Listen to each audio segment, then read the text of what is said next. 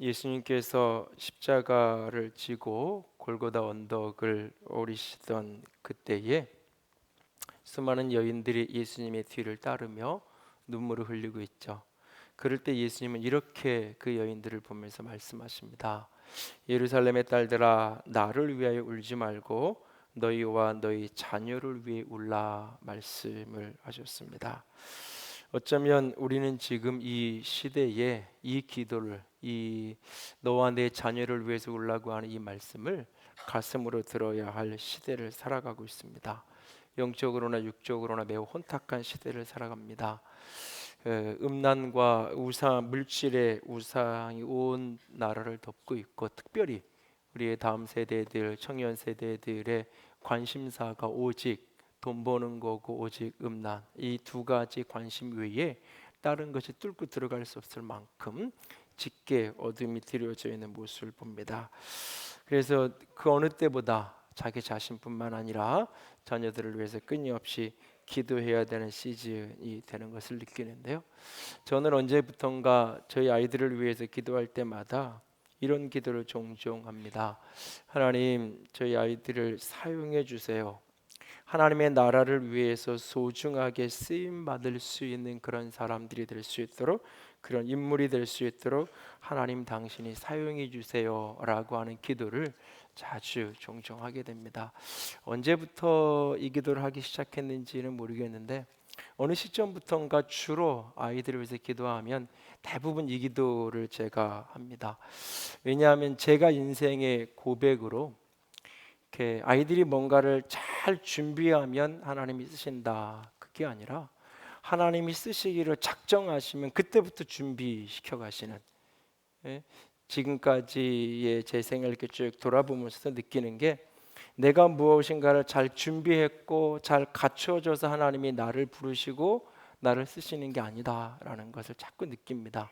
하나님이 나를 쓰시기로 먼저 작정하시고 붙드셔서 여기까지 인생이 올 수 있었다는 그 확신 때문에 저희 자녀들도 하나님이 붙들기 시작하시면, 그래서 하나님이 그 아이들을 쓰시기로 작정하시면 하나님께서 이렇게 펼쳐가시고 빚어가시고 갖고 가셔서 하나님 쓰실 것이라는 그 믿음 때문에 무엇인가가 되게 해주세요, 이런 것을 이렇게 할 수 있게 해주세요라는 기도보다는 하나님이 써주세요, 하나님이 사용해 주세요, 그리고 하나님이 쓰기 위해서 필요한 부분들로 하나님이 준비시켜 가지고 빚어가 주세요 하는 기도를 종종 하게 됩니다.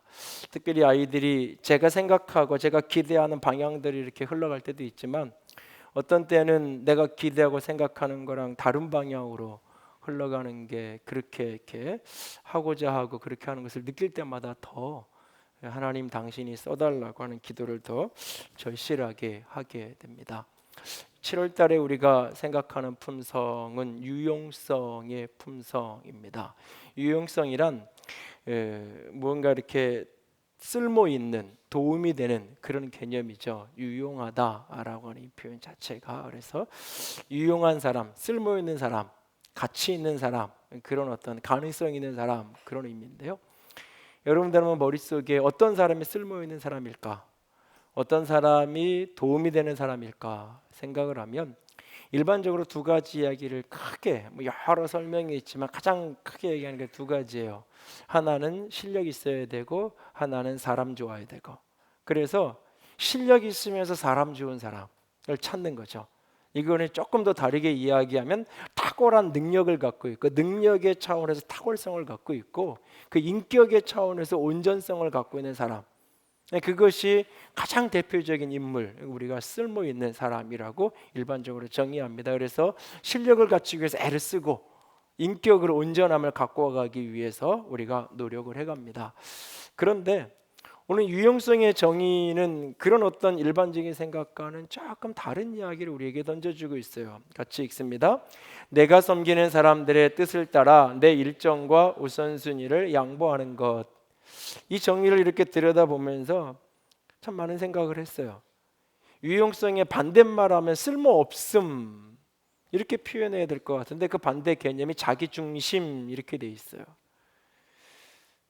왜 그럴까? 왜 이걸 이렇게 정의 내렸을까? 곰곰이 생각을 좀 해봤어요. 이것은 하나님의 관점, 하나님이 어떤 사람을 쓰고자 할 때 하나님의 관점에서 다시 좀 묵상을 해봤어요.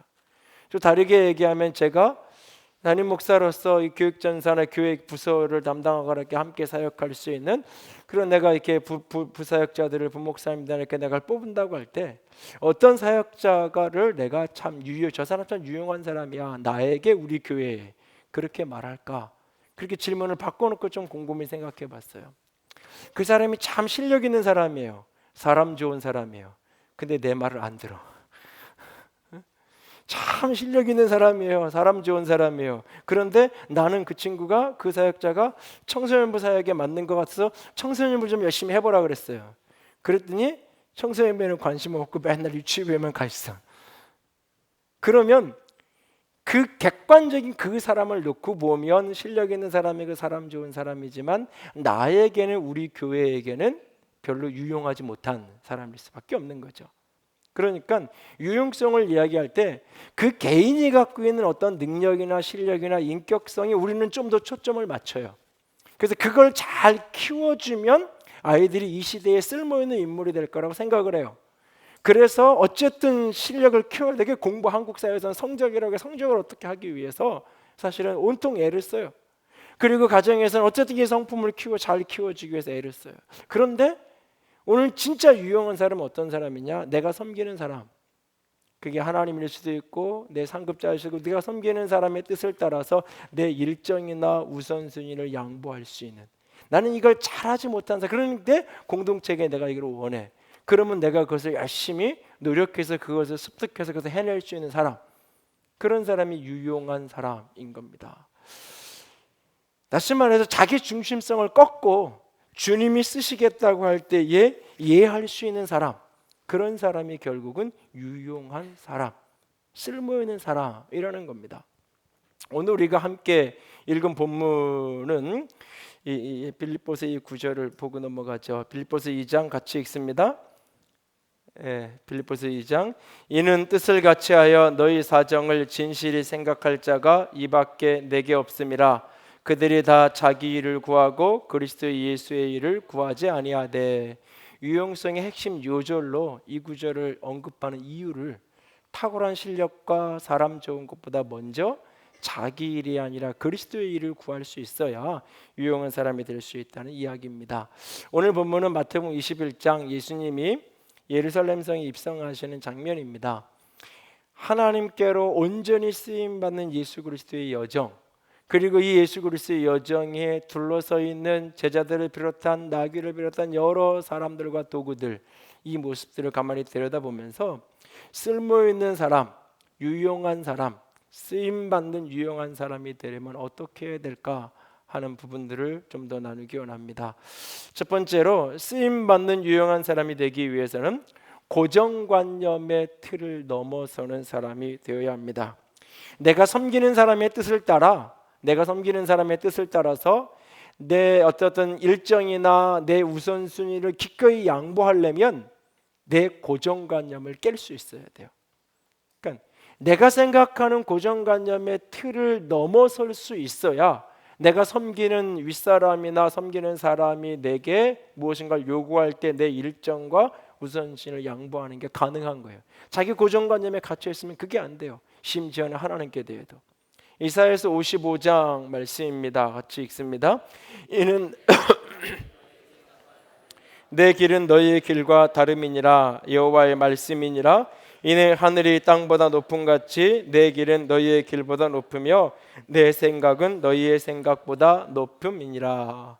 내 길과 하나님의 길, 내 생각과 하나님의 생각 이것이 다름을 인정하는 것 그것이 내 고정관념을 깨고 고정관념을 넘어서는 첫 걸음이 되는 거예요.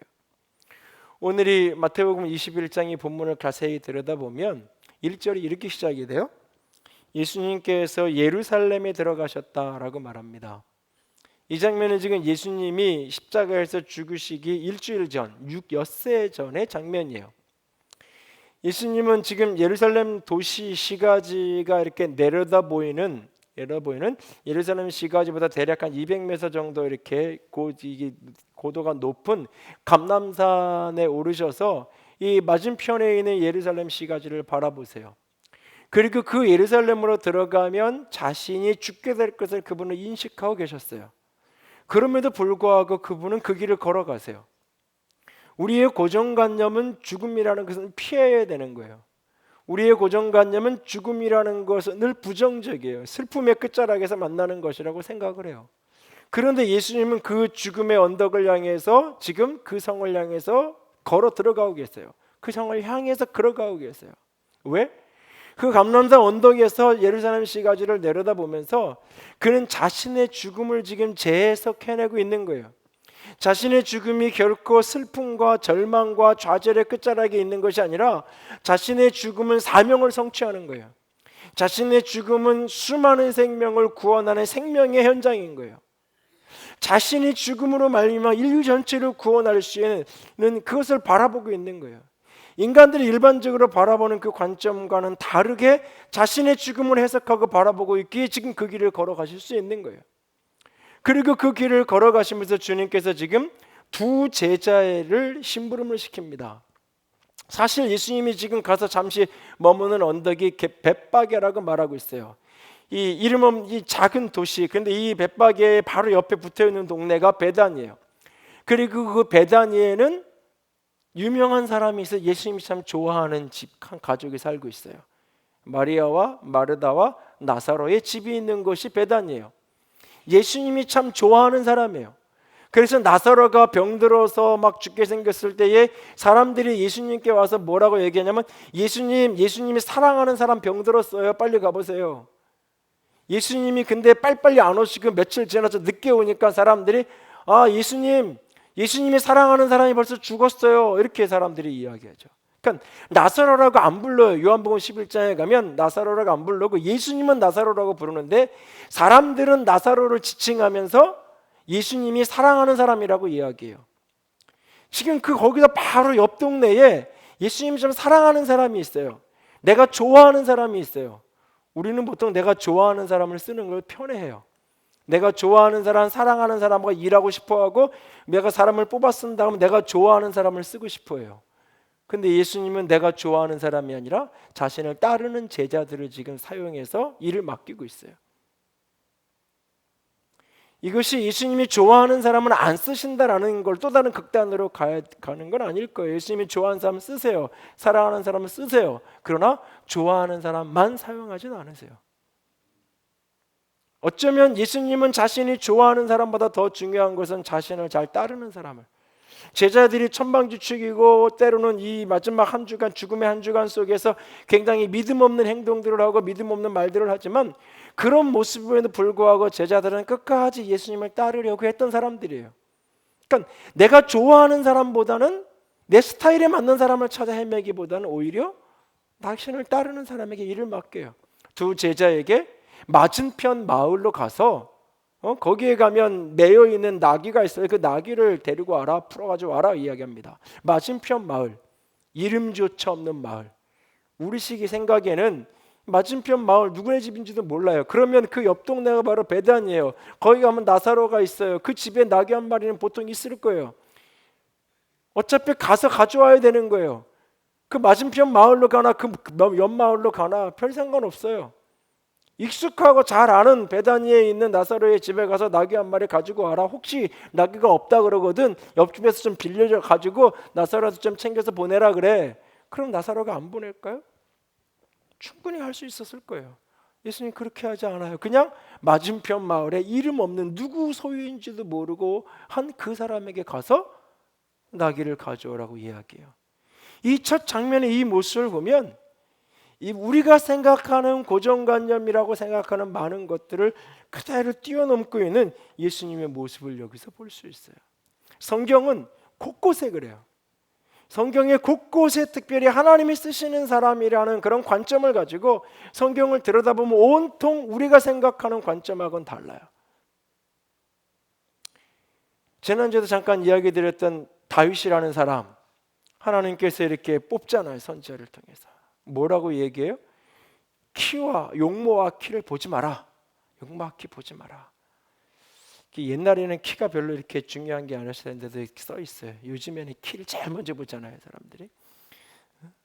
다른 거는 다 고칠 수 있는데 키는 나중에 돈이 아무리 벌어도 손 못 댄다. 어쨌든 커야 된다고 뭐 그러는데 보지 말라는 거예요. 나는 중심을 본다라고 이야기하고 있어요. 하나님이 그렇게 뽑았어요. 그런데 그런 다윗 그가 사실은 고정관념의 틀을 깨는 사람이에요. 다윗의 여러 장면에 그런 장면이 나오는데 대표적인 장면이 이 구절을 보세요. 같이 읽을까요? 같이 읽습니다. 다윗이 사울에게 말하되 그로 말미암아 사람이 낙담하지 말 것이라 주의 종이 가서 저 블레셋 사람과 싸우리이다 하니 사울이 다윗에게 이르되 내가 가서 저 블레셋 사람과 싸울 수 없으리니 너는 소년이요 그는 어려서부터 용사임이니라. 블레셋 장수 골리앗이 나와 있고 나가서 싸우려고 그러는데 아무도 못 나간다 그래요. 다윗이 나가서 싸우겠다 그래. 나는 싸울 수 있다고. 그랬더니 사울이 너는 소년이잖아. 너는 애잖아. 저 용사야. 너는 갈 수 없어. 싸움의 관점에서 큰 사람, 작은 사람, 어른하고 아이는 어른하고 싸우면 이길 수 없어? 이것이 사울의 고정관념이에요. 다윗은 이길 수 있다? 나는 싸울 수 있다? 싸우겠다라고 다윗은 이야기해요. 그리고 이렇게 싸움으로 나가려면 자연스럽게 전쟁에 나가니까는 군복을 입고 투구를 쓰고 갑옷을 입고 칼을 들고 나가야 돼요. 그 사울이 그거 다 줘요. 자기 거. 다윗은 다 벗어버려요. 그리고는 막대기 하나 들고. 그러니까는 나중에 이 반대편에 있던 골리앗이 어이가 없는 거예요. 짝대기 하나 들고 자기를 싸운다고 조그만 애가 나오니까 어이가 없는 상황이 벌어지는 거예요. 일반적으로 전쟁에 나가려면 군복을 입어야 된다고 생각하는데 갑옷을 입고 칼을 들고 나가야 된다고 생각하는데 다윗은 아니라고 얘기하는 거예요. 그건 나한테 어울리지 않는 거, 익숙하지 않은 거니까 어울리지 않는 거라고 생각하는 거예요. 내가 익숙한 거, 막대기 하나 들고 그리고 돌멩이 5개 주머니에 넣고 우리 시계는 물매 3총 그거 하나 들고 나가 싸우겠다고 이야기하는 거예요. 전쟁에 나가는 데는 반드시 칼이 있어야 되고 총이 있어야 생각하는데 다윗은 난 3총 하나면 충분하다고 이야기하는 거예요. 그러니까 사람들이 생각하는 싸움의 고정관념의 방식을 다윗은 지금 뛰어넘고 있는 것을 보게 돼요. 하나님이 쓰시는 사람은 자기 생각을 꺾을 줄 아는 사람이에요. 자기 생각과 자기 한계에 갇혀 있는 사람을 하나님이 쓰시지 않아요. 사실 저는 교회가 건물을 갖는 것, 특별히 건축을 하는 것에 대해서 굉장히 부정적인 사람이었어요. 처음에 개척할 때부터 가졌던 생각 중에 하나는 건물 없는 교회를 하고 싶다라는 게 중요한 포인트, 교회를 바라보는 시각 중에 하나였어요. 왜냐하면 임대료가 이게 효율성에 비교할 때 가장 건축비고 임대료가 비싼 게 교회 건물이잖아요.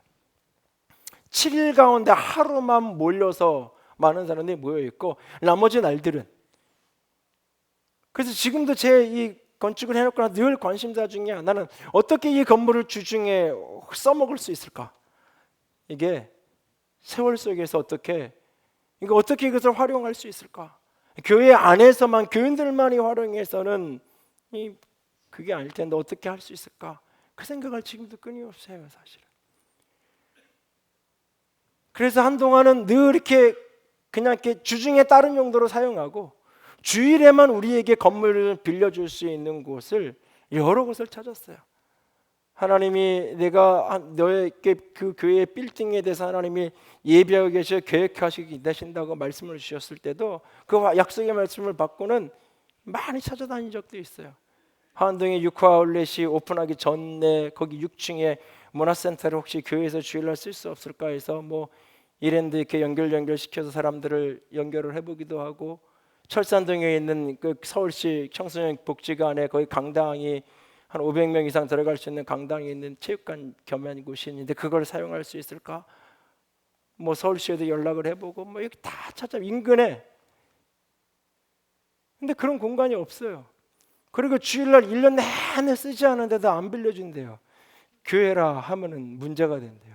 하루는 어떻게 빌려줄 수 있는데 1년, 2년을 공식적으로 아무리 임대료를 많이 내도 안 된다는 거예요. 그런데 하나님이 어느 날 땅에 대한 말씀을 주시고 땅을 찾으라 그러시고 나는 기본적으로 그게 부정적인 사고를 갖고 있는 사람이었기 때문에 굉장히 수동적이고 소극적이고 그랬어요. 근데 하나님께서 어느 날 이 땅을 만나게 하시고 하나님이 어떻게 보면 감춰둔 것처럼 이렇게 가려두셨다가 우리를 위해서 예비하신 것처럼, 지지난주에도 여기 안양 가까운 곳에 있는 후배가 찾아와서 인사를 하는데 자신도 그 교회 이게 부교육자를 간 지 몇 년 안 됐는데 어떻게 이 땅에 여기 이렇게 이 땅을 사셨냐고 하면서 그 교회가 한 3,400명 되는데 온통이 여기 이 지역을 다 교회 건축을 하려고 부지를 한 10년 전부터 찾아다녔다는 거예요. 근데 하나님이 가려두셨다가 만나게 하시고 하실 때 내가 생각을 꺾고 바꿨기 때문에 지금도 사실 나는 개인적으로는 불편해요. 개인적으로는 누가 건축했냐고 물으면 가능한 얘기 잘 안 해요. 사실은 개인적으로는 지금도. 근데 하나님이 내 생각을 거꾸로 가지고 바꾸라고 하시기 때문에 가는 거예요. 하나님에게 쓰임 받고 사용되려면 가장 중요한 게 실력을 갖추는 것보다 인격을 갖추는 것보다 더 중요한 게 내 생각을 하나님 앞에 내려놓을 수 있는 거예요. 고정관념의 틀을 넘어설 수 있어야 하나님의 손에서 쓰임 받을 수 있어요. 두 번째로 우리에게 쓰임 받은 사람에게 필요한 게 뭐냐면 겸손함으로 멍에를 매는 겁니다. 겸손함으로 자신에게 드리워진 삶의 멍에를 기꺼이 짊어질 수 있는 사람, 그런 사람 하나님이 쓰십니다. 베드로전서 5장 5절 말씀입니다. 같이 읽습니다. 젊은 자들아 이와 같이 장로들에게 순종하고 다 서로 겸손으로 허리를 동이라.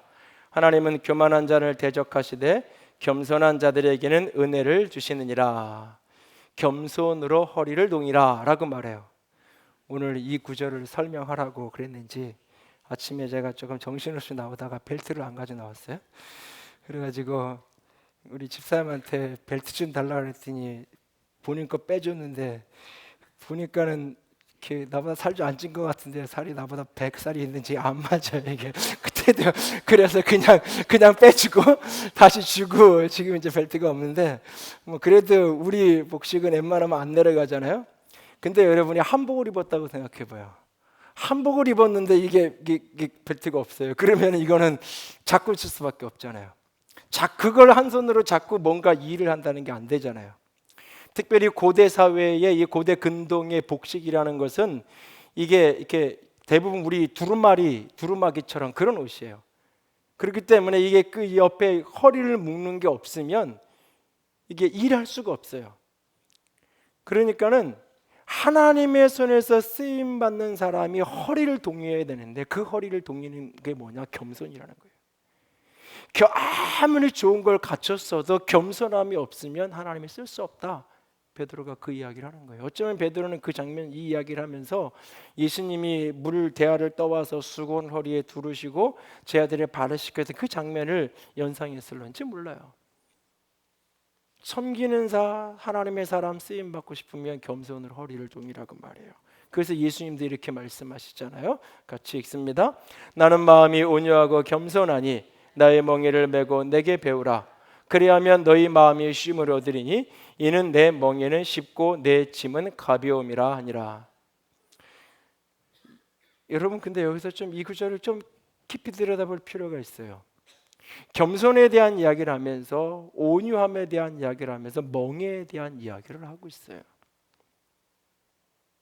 왜 겸손에 대한 이야기를 하면서 예수님은 멍에에 대한 이야기를 하고 계실까? 그 질문을 좀 이렇게 마음속에 품고 오늘 마태복음 21장의 본문으로 다시 한번 되돌아가 보세요.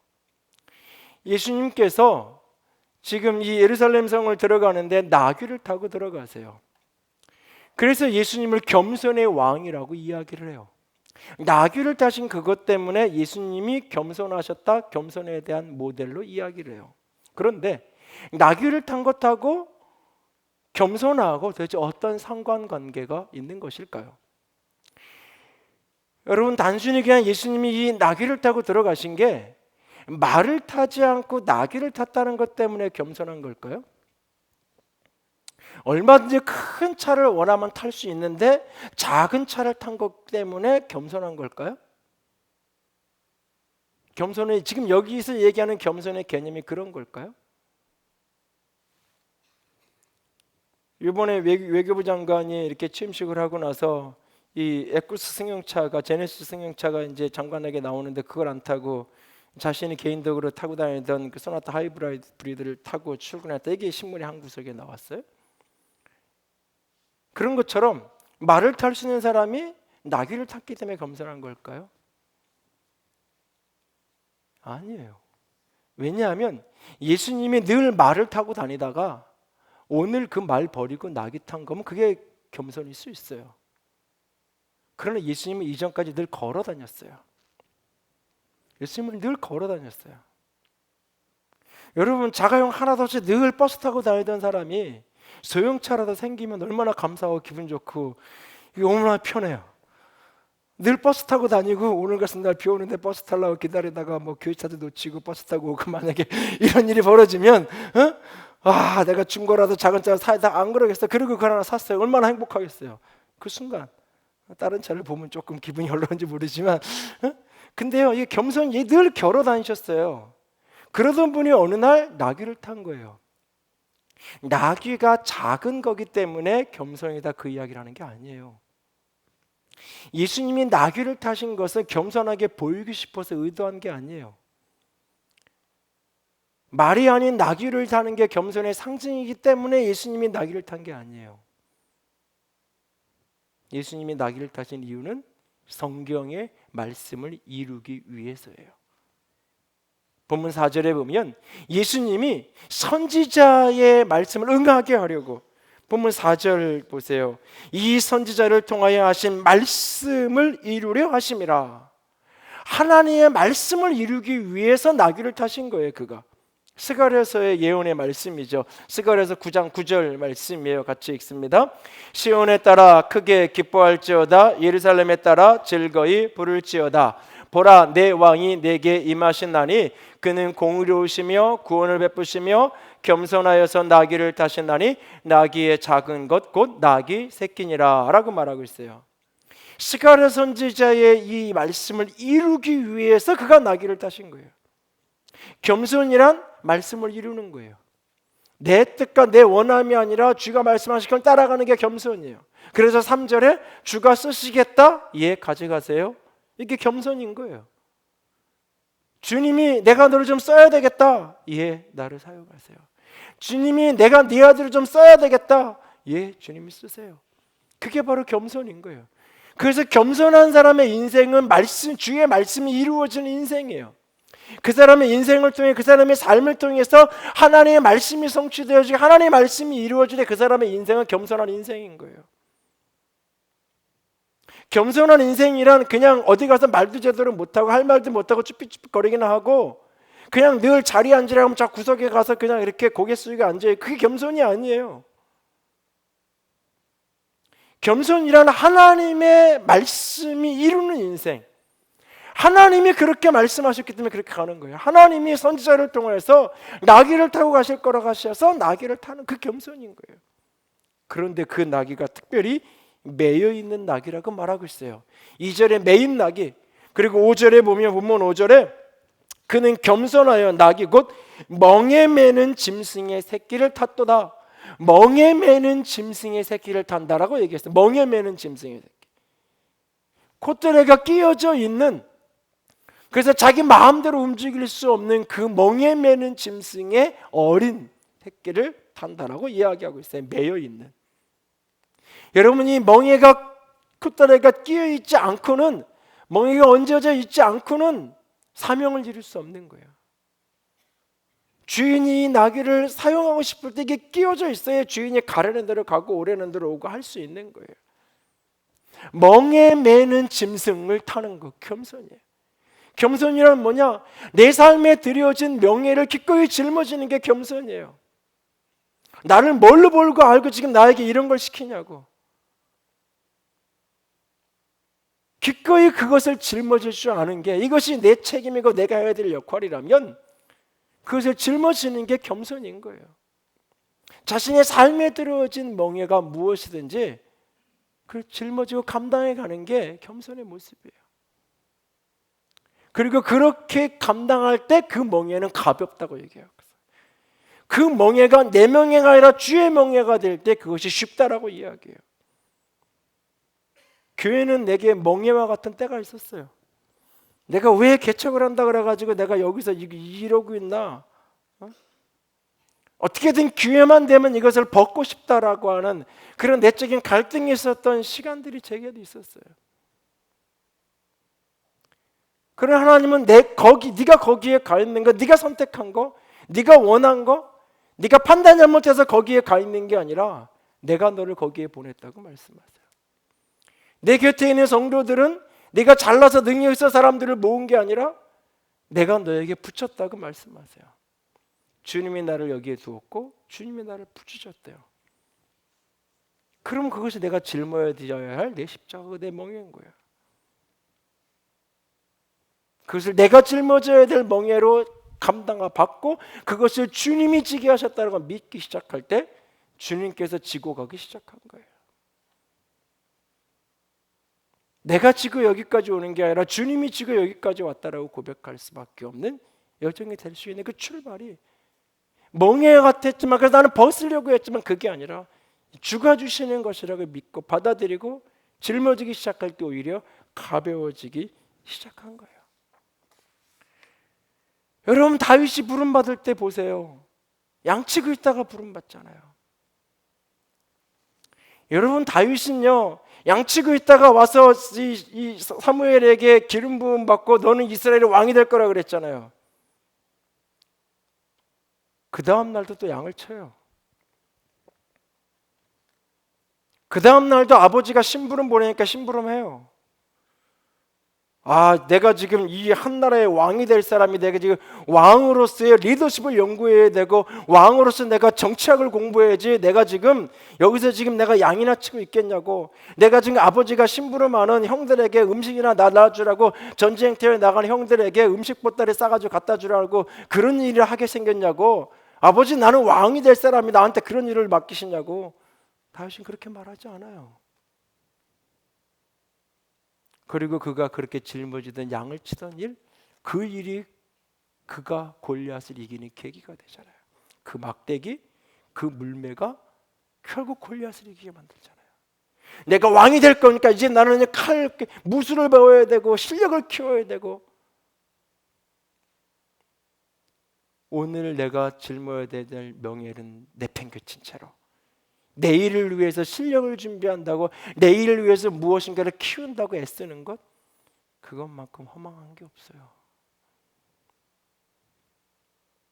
나는 여기 있을 사람이 아닌데 나는 이 일을 할 사람이 아닌데 내가 어쩌다 보니까 재수 없고 운이 없어서 이렇게 됐나 내가 이런 사람하고 살 사람이 아닌데 어떻게 하다 보니까 내가 이 사람 만나서 이렇게 됐나 한없이 내 인생은 수렁으로 빠져갈 뿐이고 나를 향한 하나님의 비전과 사명하고는 멀어질 뿐이에요.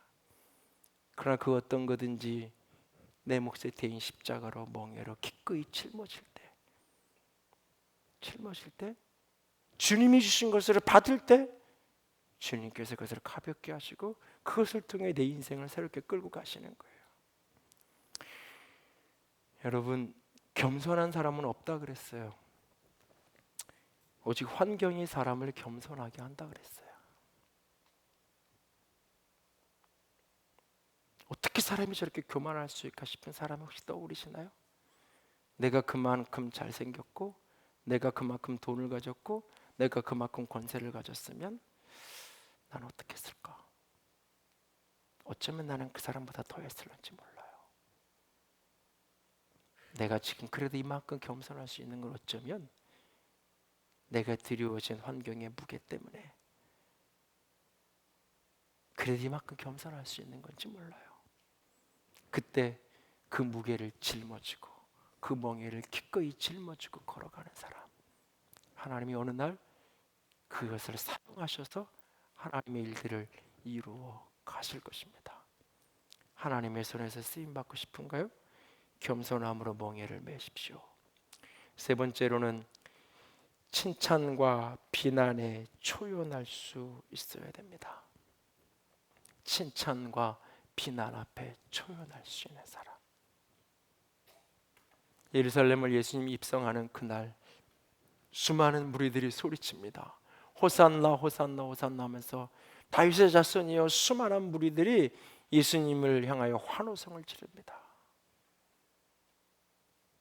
나사렛에서 온 선지자 예수다 소리칩니다. 그러나 예수님은 그 사람들의 소리에 요동하지 않습니다. 그 열광에 흥분하지 않아요. 왜냐하면 주님은 그 속을 알기 때문에. 요한복음 2장 24, 25절 같이 읽습니다. 예수는 그의 몸을 그들에게 의탁하지 아니하셨으니 이는 친히 모든 사람을 아심이요 또 사람에 대하여 누구의 증언도 받으실 필요가 없으시니 이는 그가 친히 사람의 속에 있는 것을 아셨음이니라. 그렇게 열광하지만 불과 일주일이 못 되어 이 사람들이 어떻게 변할 것을 예수님은 아세요. 사람들의 칭찬과 비난이라는 것은 한 줌의 재와 같은 거예요. 한 줌, 그냥 그 순간 지나가고 나면 다 사라져버리고 마는 거예요. 그런데도 그것에 끊임없이 반응하면서, 그럼 하나님이 쓰실 수가 없어요. 그것이 칭찬의 열광이든지 그것이 비난의 조롱이든지 표현할 수 있을 때 하나님이 그런 사람을 사용하시는 겁니다. 잠언에 이런 말씀이 있잖아요. 같이 읽습니다. 도가니로 은을, 풀무로 금을, 칭찬으로 사람을 단련하느니라. 세상은 칭찬은 고래도 춤추게 한다고 말해요. 그러나 칭찬은 사람을 춤추게 할 수는 없어요. 착각하지 마세요. 우리는 고래가 아니에요. 고래가 아니에요. 사람은 길들여지지 않아요. 그래서 칭찬은 어느덧 교만이 되고 자랑이 되고, 그래서 사람을 왜곡시키기도 해요. 사실은 칭찬이 우리를 단련하는 거예요. 칭찬을 감사로 받아 이 자리에서 자신을 더 성숙하고 성장시키는 에너지로 바꾸어가면, 그 열정으로 승화시켜가면 그 칭찬이 축복이에요, 약이에요. 그러나 칭찬을 감사로 받을 줄 모르고 칭찬을 자랑으로 받고 칭찬을 교만으로 받으면 결국은 자기 자신만을 더 드러내게 돼 있고, 그것은 이내 삶의 게으름과 매너리즘으로 빠져들어가게 돼 있는 거예요. 그래서 독이 되는 거예요. 비난도 마찬가지예요. 비난을 사랑으로 받으면 내 안에 고칠 걸 고치고 보완할 걸 보완해서 내가 더 성숙한 사람으로 자라갈 수 있는 변환점이 될 수 있어요. 그러나 그 비난을 욕으로 받고 그 비난을 거역으로 받고 대적하는 걸로 받아서 분노하기 시작하면 맞싸우면 같이 죽게 되네. 그것이 바로 독이 되는 거예요. 칭찬도 비난도 그 자체로서 듣는 나에게 독이 되거나 약이 되는 게 아니에요. 많은 부모들이 칭찬만 해주면 우리 아이가 잘 될 거라고요. 그건 우리 아이를 고래로 여기는 거예요. 비인격적 길들일 수 있는 존재로 여기는 거예요.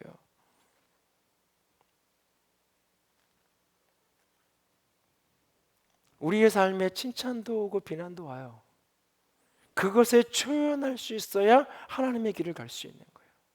하나님이 가라 하시는 길을 가는데 거기에 때로는 칭찬도 오고 거기에 때로는 비난도 올 때 자꾸 그것에 요동하기 시작하면 앞으로 나갈 수 없는 거예요. 하나님의 가라고 하시 그 길을 계속해서 갈 수가 없는 거예요. 끊임없이 요동하니까 사람들이 움직이는 대로 이끄는 대로 따라갈 수밖에 없는 거예요. 칭찬하면 칭찬하는 사람 따라가고, 비난하면 비난하는 것에 분노하고, 비난하는 것 때문에 싫어서 더 반대로 튀고, 그러면 결국 하나님이 이끄시는 인생을 살아갈 수 없는 거예요. 사울이라는 사람 지난주에도 얘기 드렸잖아요. 끊임없이 사람들의 관심 속에 혼돈하면서 사울은 천천히요, 다윗은 만만히요 하니까 불쾌하고 분노하고, 그러나 다윗은 그렇지 않잖아요. 수많은 사람이 환호하지만 당신 같은 사람이 우리의 왕이 되어야 된다고 저 사울을 바로 제거하자고 그래도 그는 나서지 않잖아요. 하나님이 기름 부은 자를 내가 어떻게 손댈 수 있냐고도 손대지 않잖아요. 자신에게 온갖 비난이 쏟아져 오는 그날도 그 하나님 앞에 그것을 토로하고 호소할 뿐 그는 요동하지 않아요. 목회자로 살아오면서 제일 힘든 것 중에 극복해야 되는 문제 중에 하나가 어쩌면 이 문제예요. 사실은 목회자는 그냥 일을 하는 게 아니잖아요. 컴퓨터 앞에서 일을 하면 되고 프로그램 만들고 계산하면 되고 뭔가 만들어내면 되는 게 아니에요. 끊임없이 사람을 만나야 돼요. 무엇을 하든지 그 결국 사람과의 만남 속에서 사용되어지게 돼 있어요. 그러니까 사람들의 칭찬과 비난에 끊임없이 내면이 흔들릴 수밖에 없는 자리예요. 사실은 칭찬은 끊임없이 나를 교만하게 하고 비난은 끊임없이 나를 좌절하게 하고 절망하게 할 때가 있어요. 칭찬은 감사로 받고 비난은 사랑으로 받고, 때로는 칭찬도 비난도 조금은 그냥 예민하지 않게 무심코 그냥 흘려보내야 된다는 걸 잘 알지만 기질적 성향하고 맞물리면서 끊임없이 그걸 묵상하게 돼요. 말씀을 묵상해야 되는데 끊임없이 그걸 묵상하게 돼요.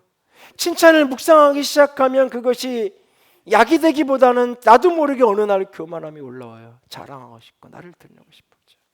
비난을 묵상하기 시작하면 어느 순간부터 분노가 치밀어 올라요. 어떻게 나한테 그런 소리를 할 수 있는가. 특별히 한 사람에게서 칭찬과 비난이 동시에 나오는 것을 볼 때 사람이기 때문에 그럴 수 있는 거거든요.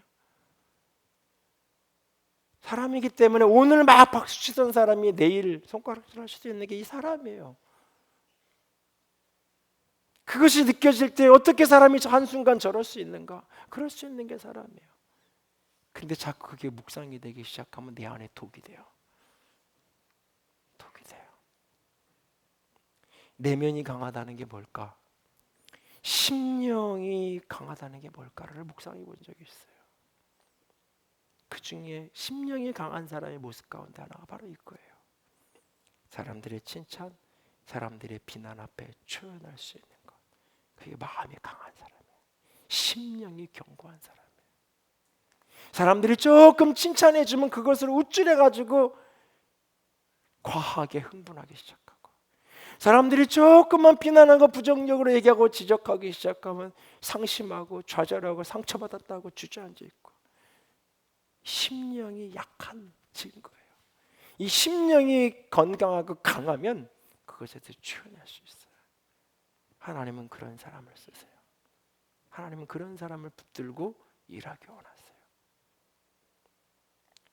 저와 여러분이 하나님이 쓰시는 사람이 되기를 원합니다. 우리 교회가 하나님이 쓰시는 교회가 되기를 원합니다.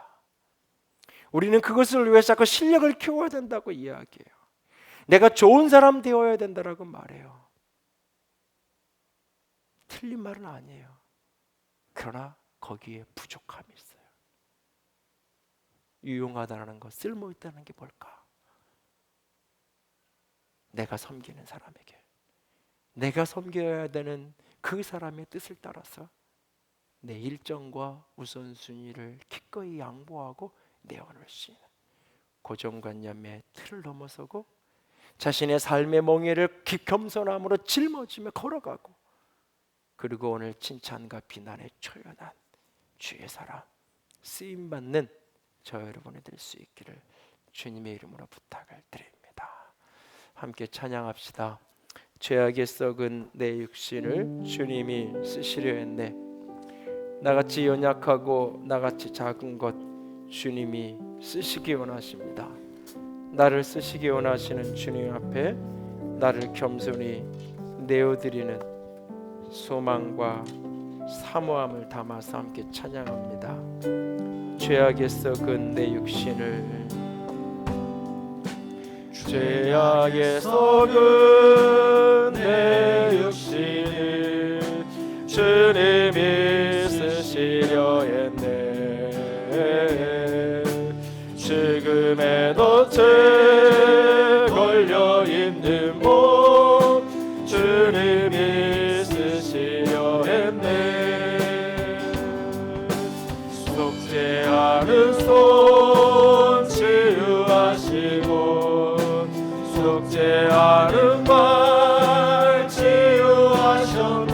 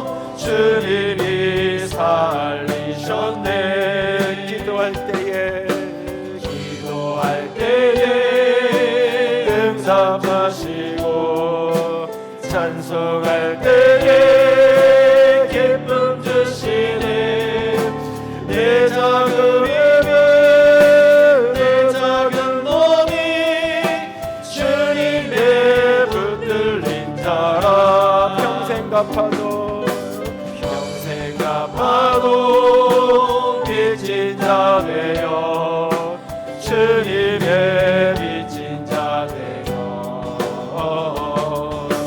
주님 가신 길 택하였건만 눈물만 쏟으시네.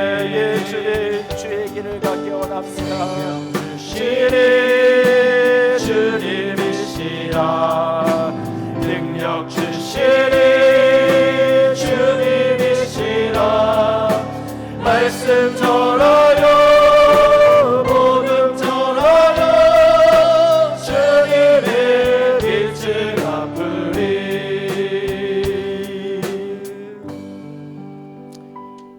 주가 쓰시겠다 하라 그리하면 즉시 보내리라.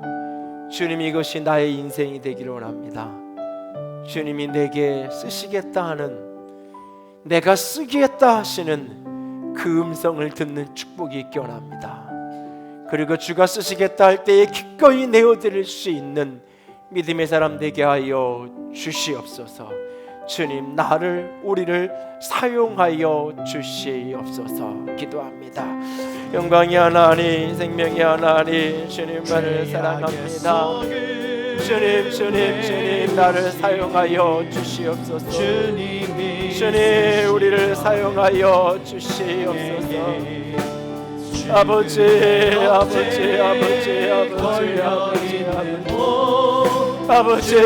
나를 사용하여 주시옵소서.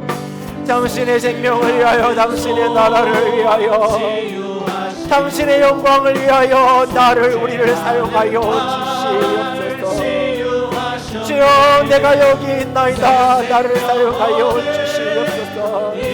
내 생각을 꺾고 내 생각을 내려놓고 아버지 하나님 주님의 손에 붙들리기 원합니다.